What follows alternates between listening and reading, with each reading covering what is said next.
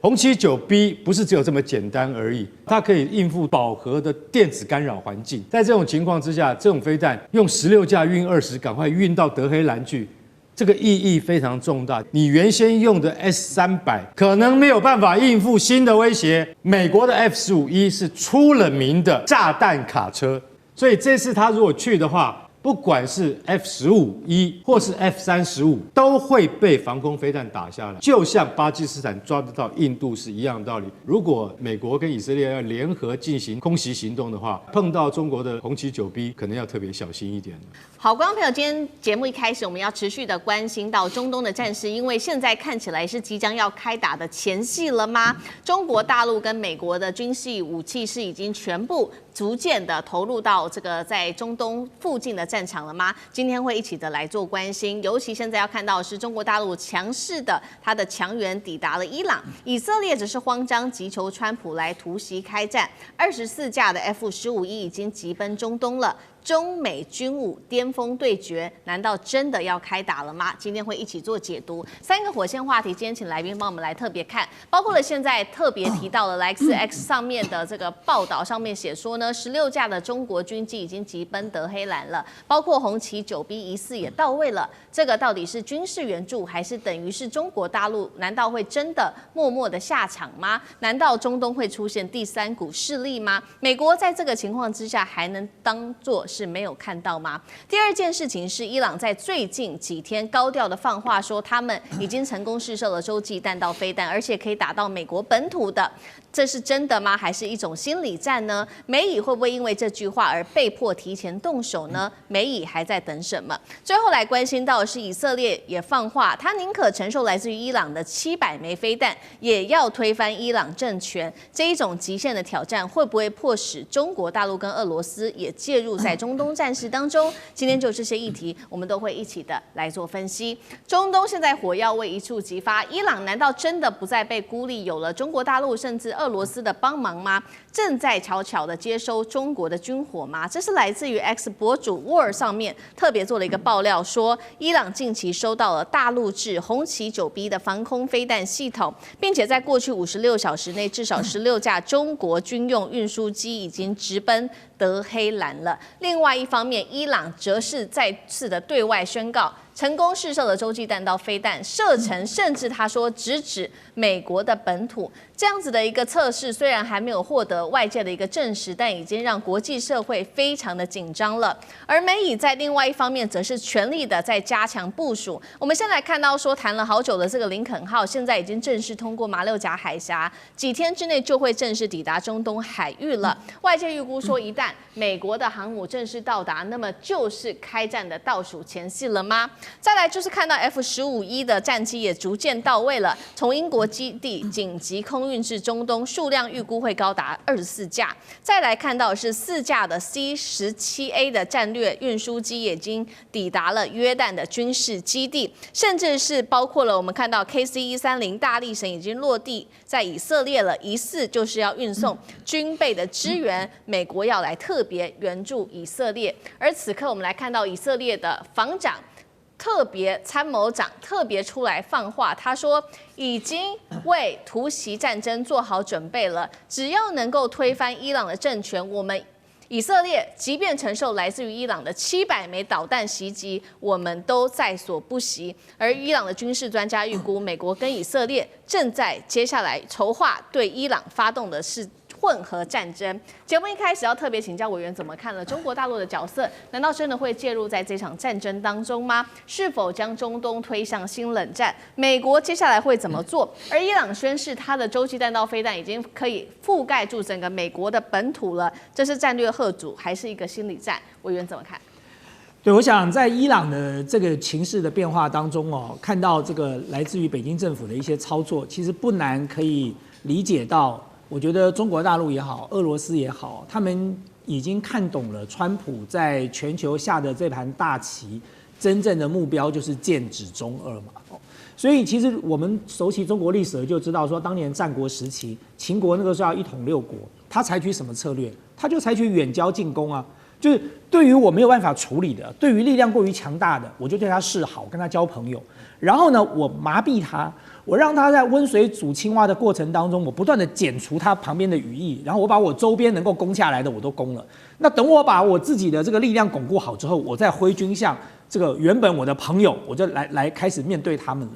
所以你看到川普在处理委内瑞拉、处理伊朗、处理这个格陵兰，川普几乎没有毫不讳言的在讲的目标几乎都是剑指中国跟俄罗斯嘛。特别是像格陵兰，他不断的强调，他要拿下格陵兰，就是因为中国大陆跟俄罗斯在这个北冰洋的航道已经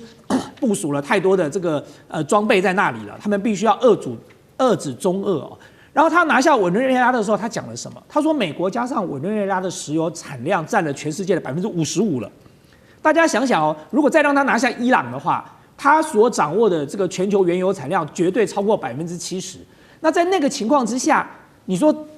中国大陆当然首当其冲受到冲击啊。委内瑞拉的油大量都是输往中国大陆，伊朗的亦复如此。那你更不要讲说伊朗所处的地理位置，不管是空中航线或者是这个地面的这个地缘政治的位置，它其实都是站在非常重要的战略枢纽。一旦伊朗失去了，中国大陆的中欧班列马上就会受到冲击。那么所有的相关的航班，美国现在飞中东的机票为什么这么贵？就是因为美国的飞机不能够飞越伊朗的这个上空，不能够飞越伊朗的领空。但是如果这个情势改变了呢，变成美国掌握了伊朗呢，那接下来对中俄来说，他们所失去的远远超过于委内瑞拉可以造成的影响。所以我觉得在这个过程当中，看到北京也好，或者是这个俄罗斯采取更大的动作，其实也并不令人意外了。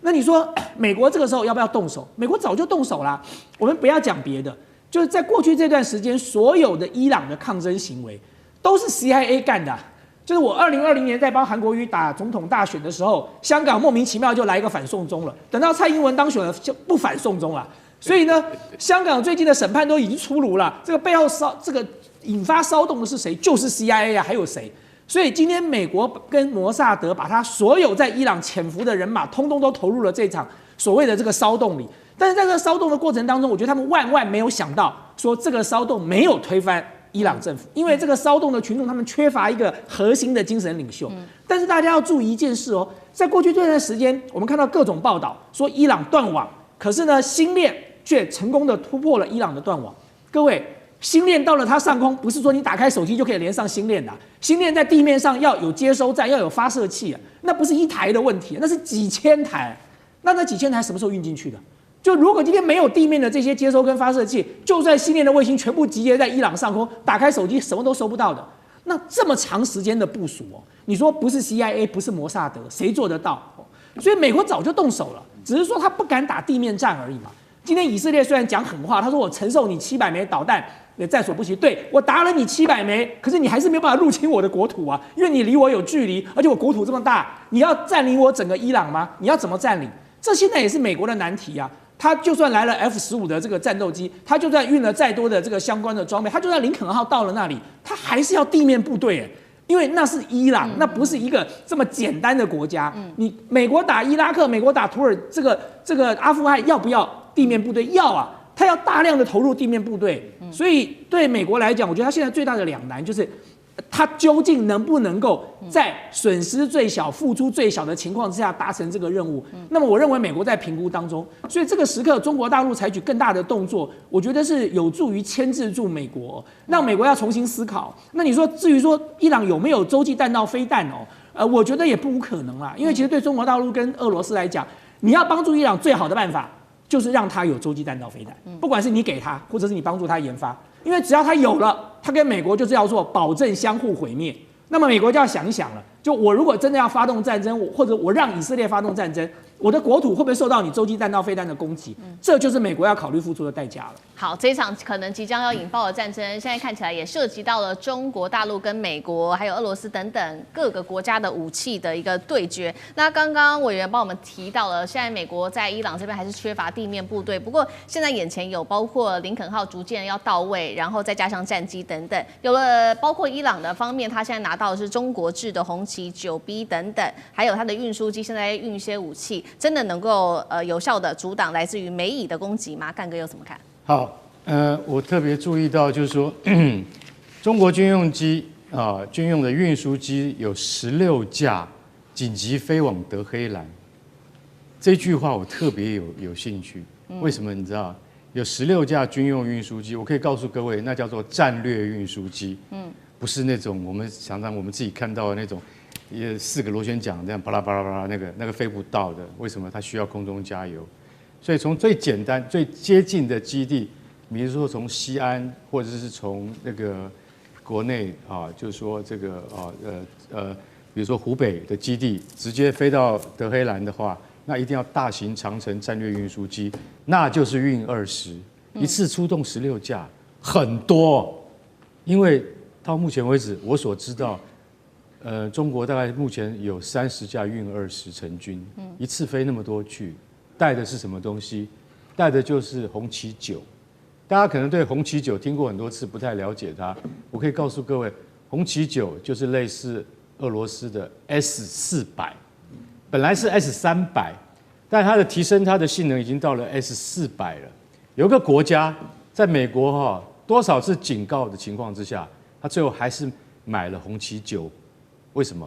因为他认为红旗9真的好用，它叫做埃及，好不好？结果埃及用了以后，真的说很好用。然后还有另外一个国家，在去年的12日战争之中，就验证给你看红旗9B 到底它的性能如何。听说他把俄罗斯的 S400的防空飞弹给击落了，就是创造了人类历史上第一次防空飞弹击落防空飞弹。天下有这种奇怪的事情，也就是说，告诉你，红旗9B 的性能，它本来是仿 S300而来的，而达到跟 S400有相同的功能。结果我竟然可以拦截印度的、巴基斯坦的那个红旗9B，拦截了印度的 S400系统。现在大家就可以想象到这是什么样的概念，就是说我现在已经青出于蓝了。所以说，在那个战争之中，不仅仅是巴基斯坦的枭龙或者是歼10打下了印度的标风战机，连防空飞弹都已经胜于印度一筹。而印度的那个原来的系统是俄罗斯的系统，所以红旗9B 不是只有这么简单而已。这样你就比较了解到底它是什么样的系统。红旗9B 现在是部署在中华神盾上面最重要的系统，也就是说海军大家所听过的055大驱或052D 中华神盾，他们主要的防空系统就是海红旗9，跟陆上的红旗9B 是同一个体系出来的。也就是现在中国的主力防空飞弹、区域防空飞弹，射高30公里，射程300公里，然后它可以应付饱和的电子干扰环境。在这种情况之下，这种飞弹用16架运20，赶快运到德黑兰去，这个意义非常重大，就是我赶快援助你。为什么？因为你原先用的 S300或是 S400俄罗斯系统，可能没有办法应付新的威胁。什么叫做新的威胁？新的威胁叫做 F-15E。美国的 F-15E 是出了名的炸弹卡车。这个飞机一飞过去，身上带24颗炸弹。它飞到德黑兰去的话，它一架就丢24颗。这24颗可不是小炸弹，每一枚都是500磅的炸弹。一丢到德黑兰的头上的话，那你头就痛了。如果这次派了24架去，2个中队，这种炸弹卡车，它也不是自己就飞过去的，它也会面对很多德黑兰的防空系统，它也有电子压制的，所以这次它如果去的话，会不会被红旗9B 打下来？这件事情就是我们特别现在接下来要关注的重点。不过我们可以理解到，不管是 F-15E 炸弹卡车，或是 F-35隐形战机，都会被防空飞弹打下来，只是远近以及多跟少而已。只要你第一次进去我拦不到，第二次你一定会被我拦到。这个就是什么？这个就是战争的一种艺术，就是说我们都是处于在时代尖端的系统。如果今天中国已经紧急运送了红旗9B 到德黑兰去，那现在 F-15E 真的跑进来要空袭德黑兰的时候，红旗9B 抓得到抓不到？刚开始也许抓不到，但你来第二次，我一定抓得到，就像巴基斯坦抓得到印度是一样的道理。所以我大概简单讲到这边，就是说，如果那个美国跟以色列要联合进行空袭行动的话，碰到中国的红旗9B，可能要特别小心一点了。好，现在不管是美国的或者是来自于中国大陆的武器，都已经急忙的送到了伊朗这边去。那另外一方面，以色列他也直接喊话，这是他的参谋长，国防参谋长直接说，宁愿承受700枚导弹袭击，也要推翻伊朗政权。中俄在这个时候会介入吗？苑老师怎么看？我们一般人呢，对于这个以色列的这个抵御能力啊，就是说有一种顾虑，就是说以色列在前一阵子，就是2025年6月份的时候，挨了伊朗的导弹啊，非常多，上百颗的导弹以后呢，觉得大家都看到那个惊心，就是触目惊心的那些画面了哈，就觉得以色列这里被炸那里被炸哈。但是实际上的话呢，我告诉大家，就是说以色列本身呢，现在是基于3个理由啊，它是对于这个伊朗的话呢是非要动手不可，所以他的参谋总长扎米尔啊，他的表现的态度非常强悍，而且以色列从以色列已经打了2年多了哈，这个以色列现在没有停的意思，就想要毕其功于一啊，要把伊朗收拾掉。有3个理由是非常重要的，就是说伊朗本身来讲的话呢，就是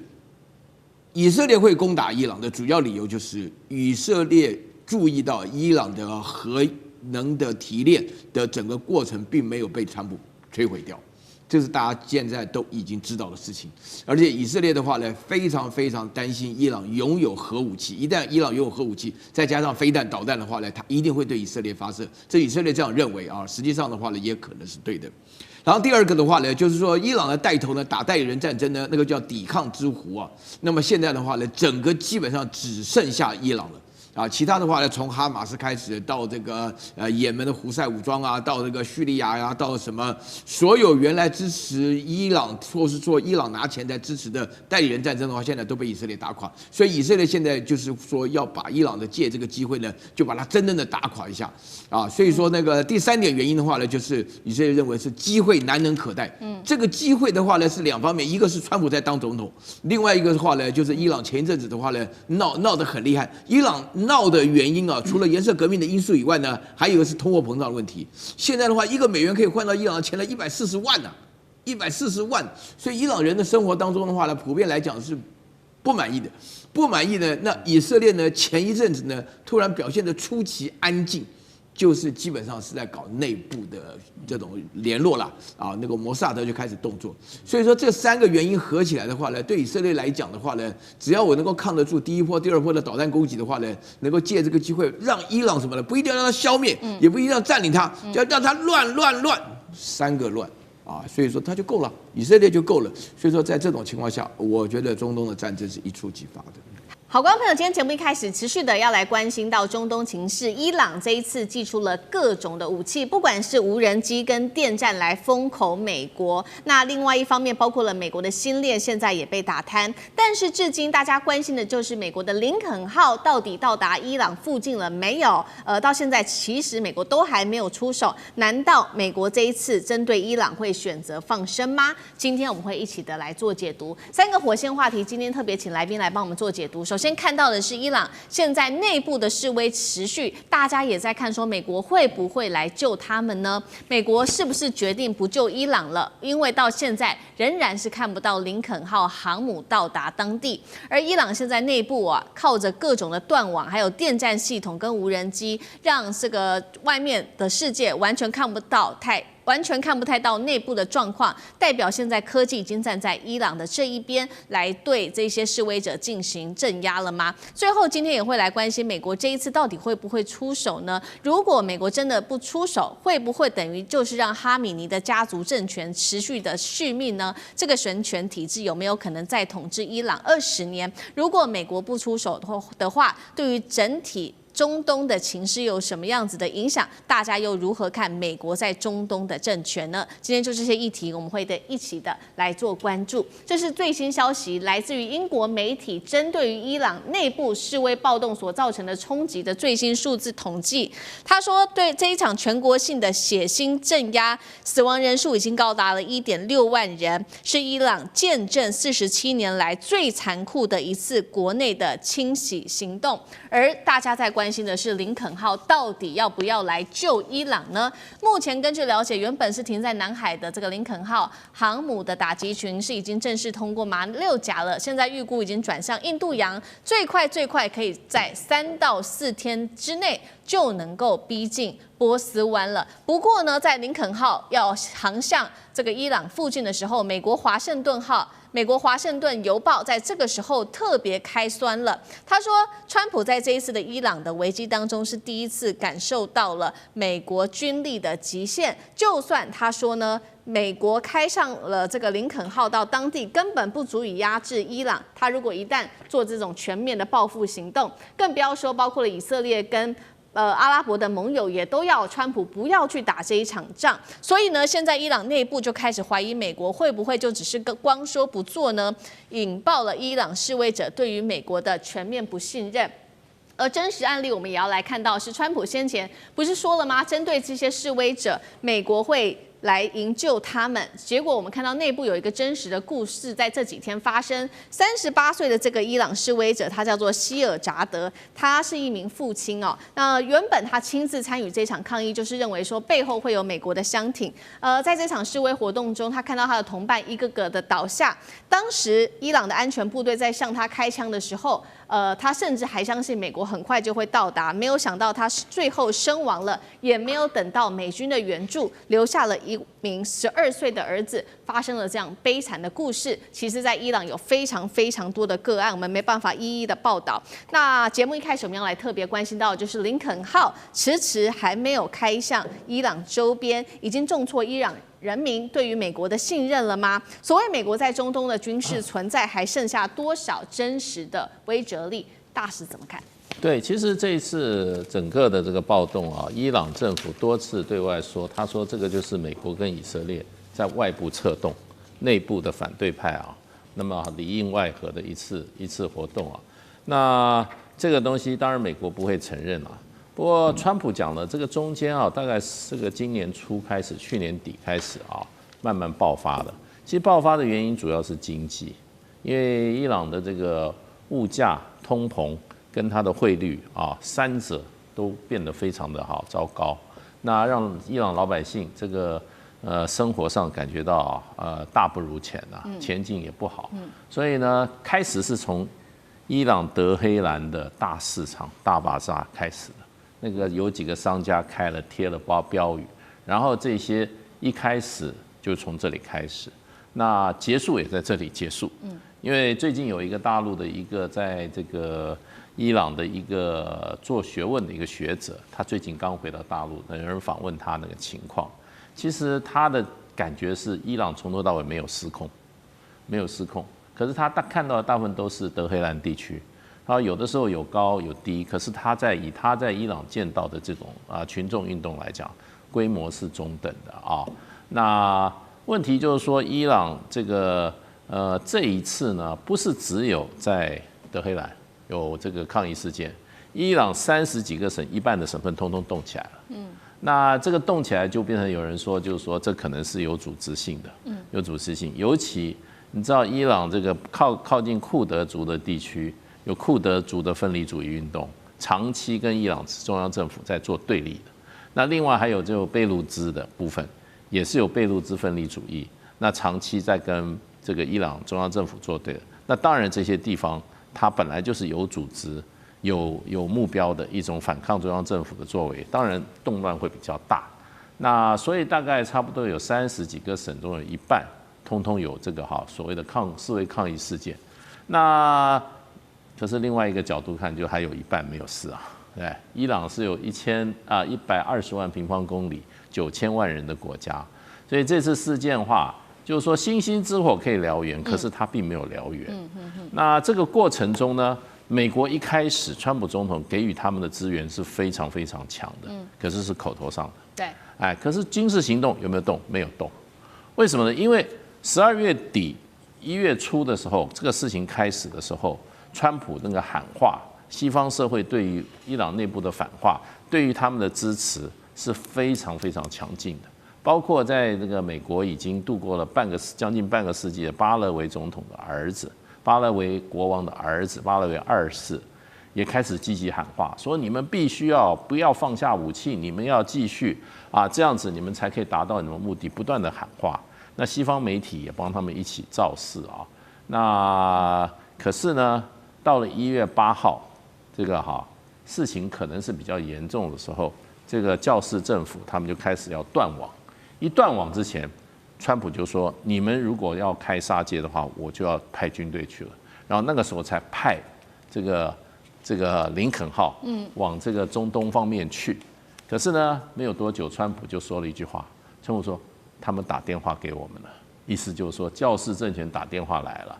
这个我当时觉得就是一个给自己下台阶的，也就是说情势现在控制了，那些在内部再怎么样，在街头上抗争的人，你们不要怕啊，他们政府已经跟我们美国人直接在讲了。那一方面也是给予这些在街头上抗争的一种精神上鼓励，另外一方面的话，他也是找一个台阶下，并不是说我没有行动，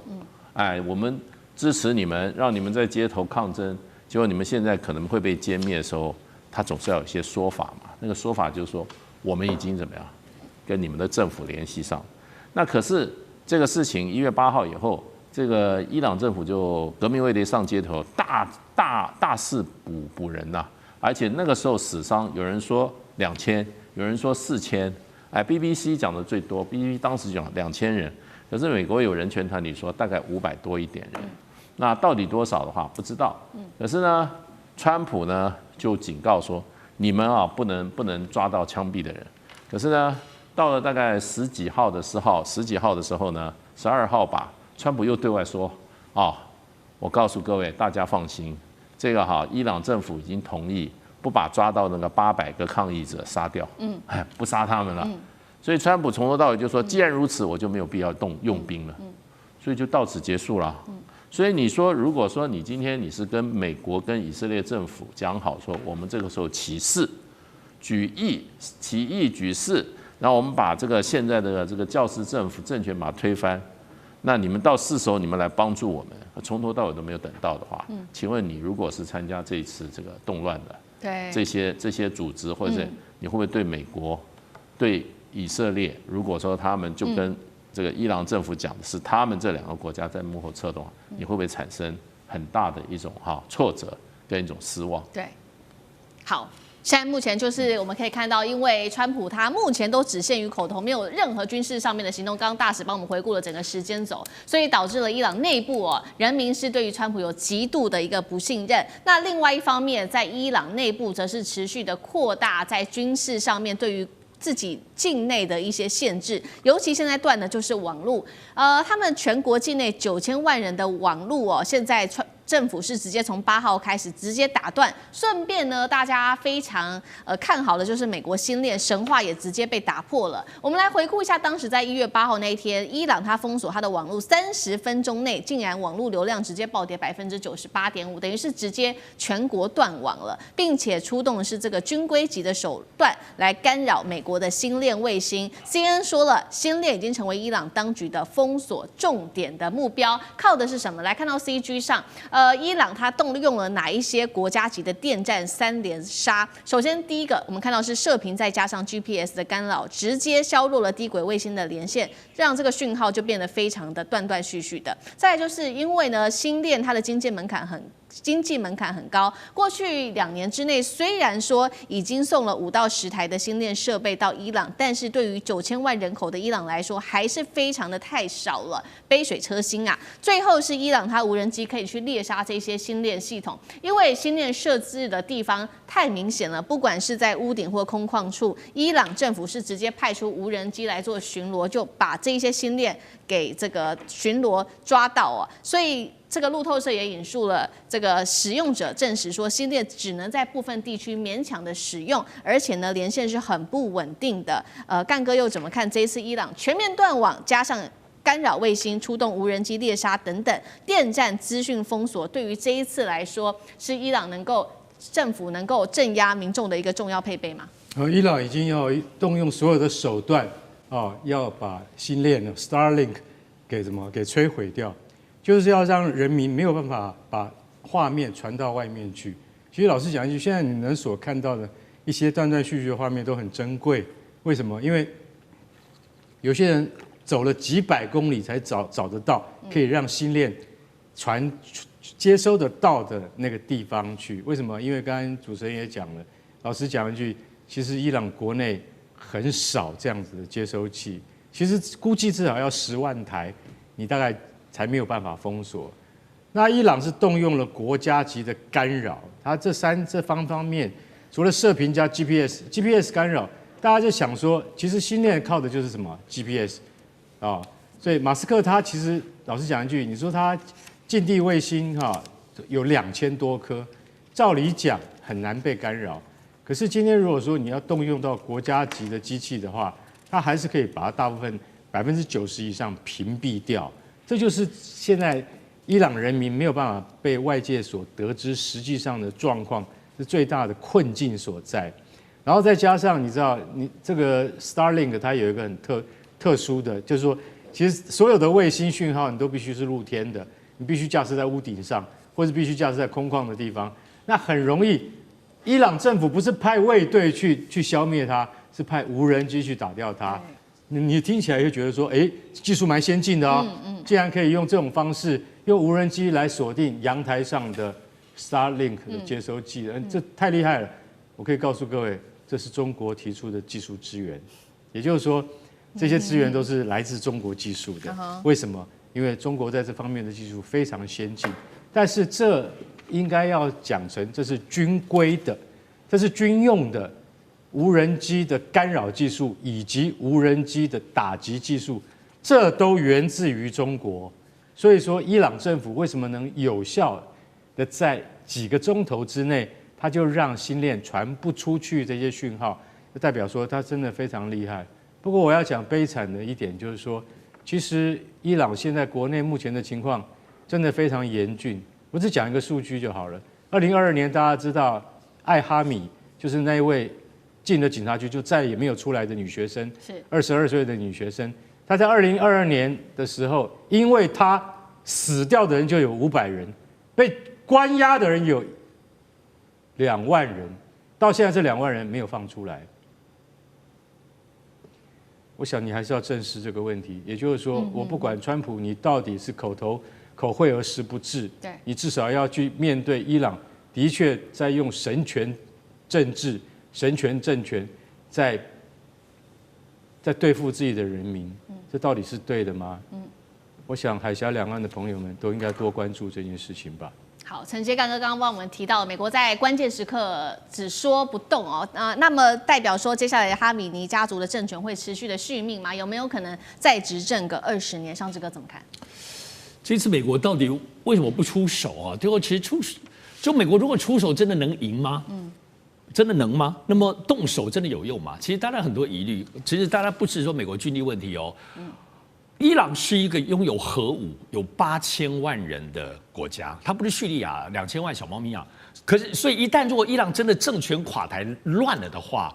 到最后关头，核武这些东西的技术是会流到恐怖分子。所以这次我们在思考这些政治跟军力的计算里头，其实还要思考这些像核武生成的问题哦。所以伊朗到底能不能乱？而且要知道，其实伊朗长久以来就是它是不是外力能够轻易摧折把它打破的？因为它跟所有的政权政治不一样。第一个，它是穆斯林；第二个，它在伊朗的政权有它所谓的这种类似由宗教维系着政治。政治的核心不是我们的民主政治或者什么选民投票、民众投票，它是宗教的信仰作为核心，它是一个大家长制。整个伊朗8000万人，你最后看这个国家哈米尼，它其实是一个难以想象自古以来的大家长制，到现在都没有断绝的一个独特的政治体制，所以不是我们现在在估算这种西方喊话的东西能够做的。所以，而且要知道政权的垮台这件事情其实是很微妙的。大家以为就打没有，其实我觉得海明威有一句话在这次 BBC 的评论里头有提到，它叫做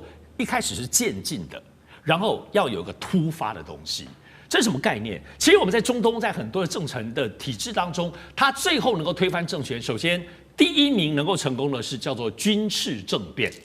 第二个部分就是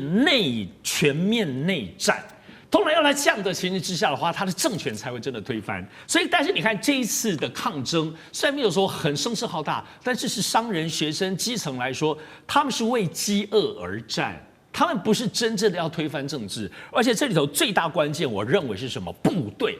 还是效忠的，我认为这是最大的关键。而且抗争后续无力，他跟先军因为你要在联合国制裁2015年到现在，他们上层社会政权都还有钱东西吃。真正没有能力持续的就是基层啊，所以这跟其他的民主社会的抗争不一样。所以我认为这几个关键因素看得出来，美国最后评估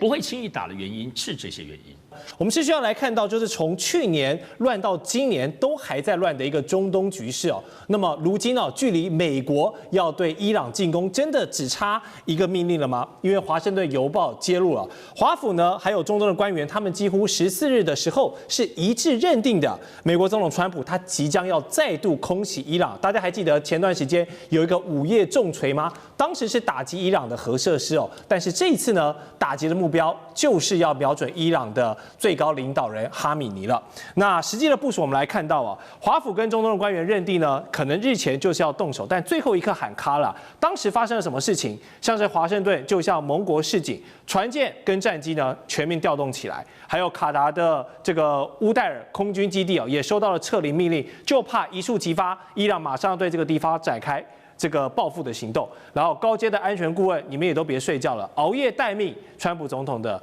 随时的掌控。结果最后大家都在看什么时候呢？伊朗会浮现火光。结果最后呢没有发生，因为有消息人士说，川普在最后一刻他收手了，他没有打。消息人士点破呢，这个关键就是美方现在评估之后，他们认为光靠空袭是没有办法彻底击溃伊朗的，没有办法造成一个政权的更迭。那么川普的主要目的呢，还是要瓦解跟削弱哈米尼政权，那出手就要达到一击必杀的这一个效果。于是呢，美国现在等待林肯号航母到位，那斩首行动还没有结束可能未来2到3周都还有可能随时发生。而伊朗方面呢，只回应了一句话，他们的总统说，如果你敢打哈米尼，那就是对伊朗发动一个全面战争，这个是没有任何讨论空间的。好，我们先请教舰长，现在等待林肯号的目的，安全牌考量是什么？那如果真的美国跟伊朗全面开战了，美军还可以像之前他们深入委内瑞拉那样子的这个兵毫未损，就直接把人抓到吗？跟伊朗这样真的打起来，要全身而退不太可能吧？的确是啊。那其实美国只要想要对外那个用武的时候，美国总统的第一个想象就是我的航空母舰在哪里。可是如果说我们看最新的一个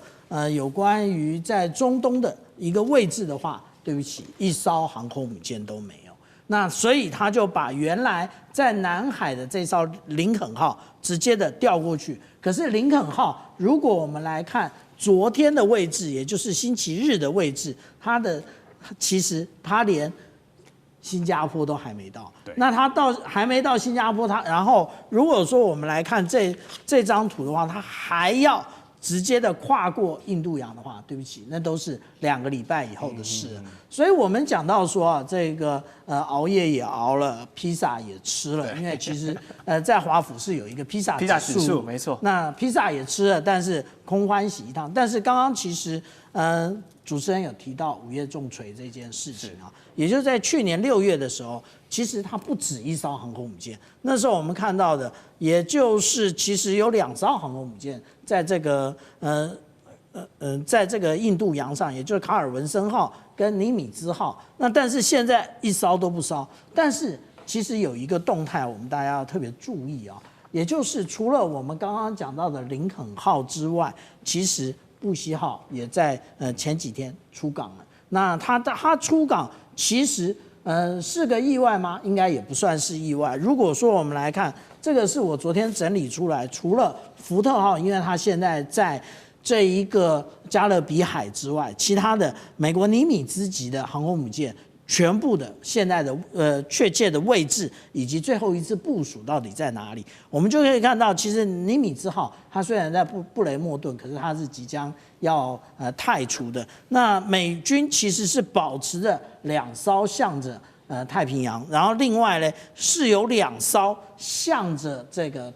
大西洋。那其中我们看到的这个布希号就是其中一艘。那当然我们也可以看到在这么多航空母舰上，为什么它好像如果我们这里标注的只是一个港口，例如说圣地亚哥的话，那就代表其实它并没有那个进行维修，它其实都是可以立刻生火待发的。那为什么没发？因为其实我们讲到，真正最重要的是大炮一响，黄金万两。是的，也就是航空母舰打击群一旦出去，那个消耗起来可是非常的可怕。那但是呢，我们来看到，实际上来讲，对于美国而言，那他在去年所发布的这一个国家安全战略，它其实已经慢慢的要淡出这一个中东了，但是他有特别强调，有关于霍姆兹海峡以及红海的部分，他要保持通航。那现在其实有关于伊朗的问题，就是霍姆兹海峡的部分。那霍姆兹海峡其实决定了整个中东油价的高低。那如果油价涨起来了，那今年11月这个有关于期中选举的话，川普大概就准备一败涂地，所以他现在就是紧紧捏着伊朗，但是他真的想要进入伊朗吗？其实这是另外一个问题。虽然伊朗被渗透的胡说八道啊，那我们之前看到，也就是5月重锤这个部分，连它的这个浓缩铀到底在哪里，大家好像都就是无论是以色列的摩萨德或者是 CIA 都很清楚。但是实际上来讲，现在哈米尼在上一次就已经动向不明了，这一次突然鸣鼓收惊，也可那个重要的原因，可能哈米尼正确的位置又无法掌握。是，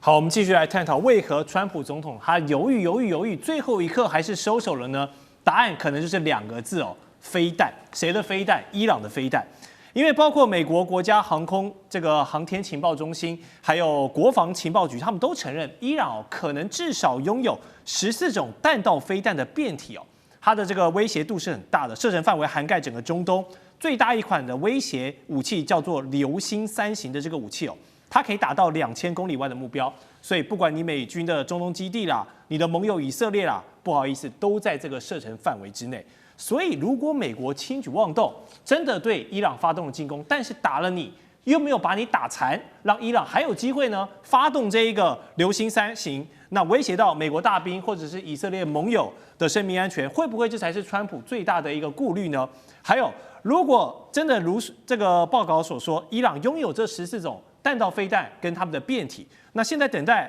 林肯号就位意义还大吗？因为这个14号变体飞弹打过去，可能林肯号也在这个范围里面啊，拦不拦得住是一个问题。好，委员你怎么分析？流星3型要拦截不是问题啊，为什么？因为它是液体燃料，液体燃料的装填时间起码要3个小时左右才能够装填，3小时，而且它基本上不是移动性的，因为液体燃料装填的那个跟固体燃料可以机动性的移动不一样。那美国如果有足够的所谓的标准3号导弹，这或者是萨德导弹，应该拦截这一款还没有太难，那只是量够不够而已啦，量够不够。那同时呢，如果它有足够的战斗机空对空导弹也有机会拦截。所以流星3型并没有大家讲的那么可怕，反而比较麻烦的是数量很多的短程导弹，那个比较麻烦一点啊。你用那么贵的导弹标成3型或者标6去拦截，那个似乎不太划算啊，不太划算。所以美国这技术问题啦哈，美国要自己去考虑啊。重点是在于说，美国如果真的要打伊朗，应该是属于惩罚性的战争。什么叫做惩罚性的战争呢？就是我针对革命卫队的几个据点进行轰炸，对几个教士集团这些神棍的头们，大概有30个目标，革命卫队50个目标，总共就80个目标。攻击这80个目标不是问题啊。第二个，他攻击什么？趁机攻击伊朗的所有的弹道导弹的弹药库。弹药库啊。那这个在伊朗的话，美军所知道大概有20几个地方，攻击这20几个地方也不是很难，但能不能完全销毁是一个问题。可是不必完全销毁，也可以造成重大的伤害哈。那除此之外，会不会再攻击核设施？不知道啊，不知道哈。所以他能够攻击的对象很有限。第一个，他并不是要征服伊朗；第二个，他要斩首行动又跟委内瑞拉性质不一样，因为委内瑞拉就要处理马杜罗的目的是他掌控委内瑞拉的石油，有委内瑞拉的石油，根本就不担心石油涨价。然后你伊朗又怎么样？现在怎么样不理你？那伊朗说如果哈梅尼被斩首的话，对，然后要发动全面战争。哦，这个伊朗总统就是光绪皇帝嘛，是啊，然后哈梅尼就是慈禧太后，是现在是满清末年，几乎是一模一样啊。那对于这个伊朗总统，他当然讲个体面的话。当然，那如果哈梅尼被斩首了，最大的得利者就是他。为什么？因为从此慈禧太后的权力就归于光绪皇帝，他就真的当总统。他现在根本什么权力都没有，就是傀儡啊。因为伊朗这套制度，这种神棍政权的制度是很奇怪。那伊朗真正的问题不是美军啊，也不是以色列，这个都不是问题。伊朗不会因此而被打垮啊。那但是问题政权会被打垮啊，教士政权很可能这一次不行，下一次再来，下一次不行，隔3-5年再来，它就垮了。今天为什么伊朗会有这么严重通货膨胀？其实就是当时的跟以色列打那一场战争，以色列人家美国犹太有钱给啊，所以通货不会膨胀啊，控制得住啊。你伊朗谁给你钱？中国大陆不可能给你钱啦，俄罗斯不可能给你钱啦。所以你打一场战争，消耗一场战费，你的财政支出一扩大，通货膨胀就来了。那伊朗最大的威胁就是通货膨胀，就是货币贬值，这2个问题它不解决，它这个政权迟早会倒的，不可能不倒。哪有通货膨胀这样子的还能够存活下去？那你别看说，革命卫队发动了几万人上街头啦，什么这个怒吼那个怒吼，它都没有用，都没有用。老百姓如果是在通货膨胀底下民不聊生，他迟早要起义的嘛，就跟满清末年一样。好吧，这个起义镇压住了，那个起义镇压，一下四川啊，一下子浙江啊，一下子哪里，你根本弄不完嘛，一下太平天国，真的，对，几次折腾下来就挂了啦。不，这种落后的神棍政权在现代社会里面，如果控制不了通货膨胀，一定崩溃。是。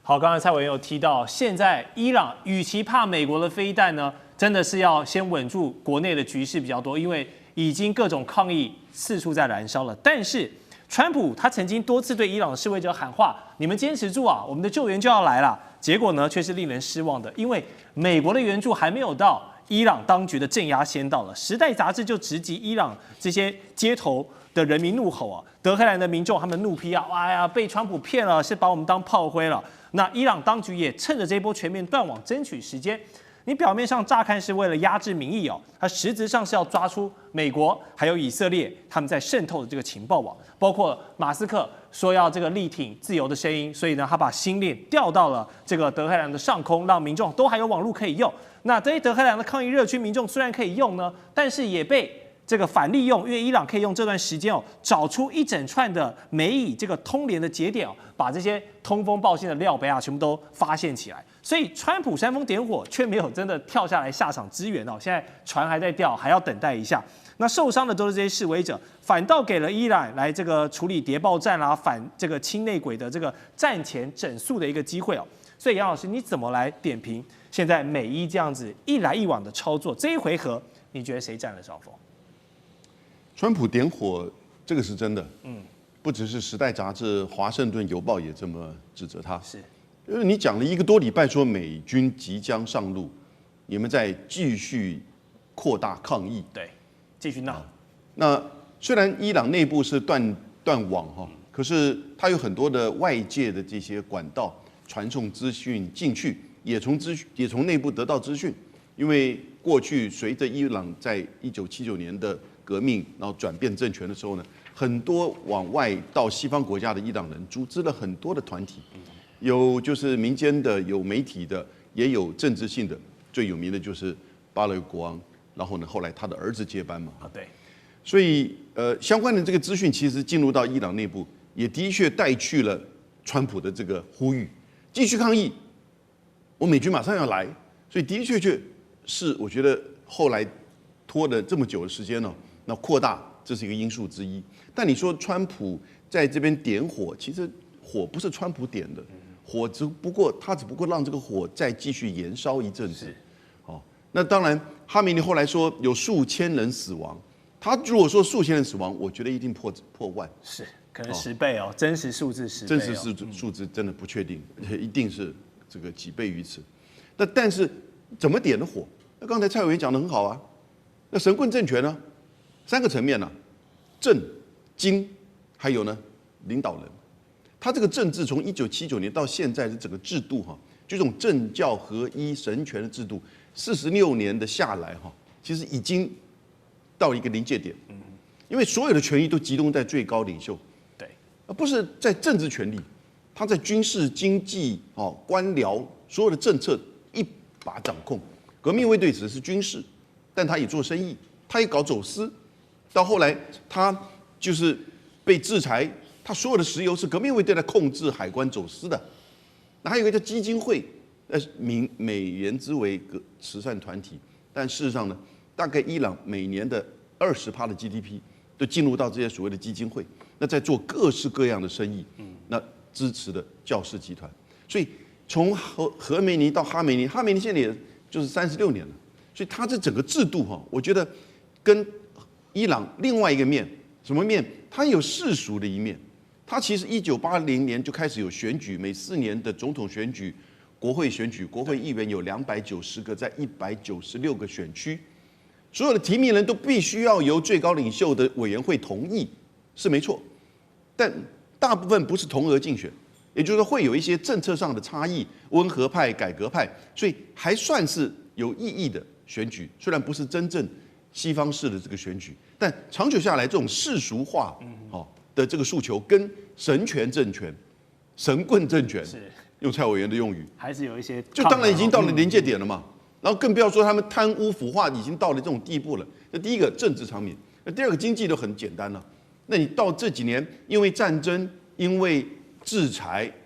美国的外部因素，当然制裁因素也是造成他的困境之一。那然后呢，再加上他自己本身的贪污腐化，经济严重的就是这个问题。那1美元大概现在已经来到150万里亚尔，然后呢，政治当然很简单，就是元首嘛。哈梅尼已经执政36年，现在87岁了，那他的接班人也不知道是谁，是他儿子、二儿子，还是何梅尼的孙子，也不知道。我觉得这次暴动里面会不会有一些这种派系因素在背后？有可能，我们也不知道。所以到底谁占上风？我觉得其实是伊朗现在持续的在把自己再一次的封闭起来，面临到它内部的失败。美国只不过继续的可能再去煽风点火，对，或者是让某个事情再爆发，然后它可能内部就会再有一次类似这种抗议事件。到底怎么样出现，我们不知道。希望这个不会往外扩散，因为当伊朗乱，整个中东乱会造成很严重的冲击的。是。地缘政治、美中之争、战略价值、强权崛起、小国生存。现在与未来洞悉事件走向，掌握世界脉动，全球观点尽在环球大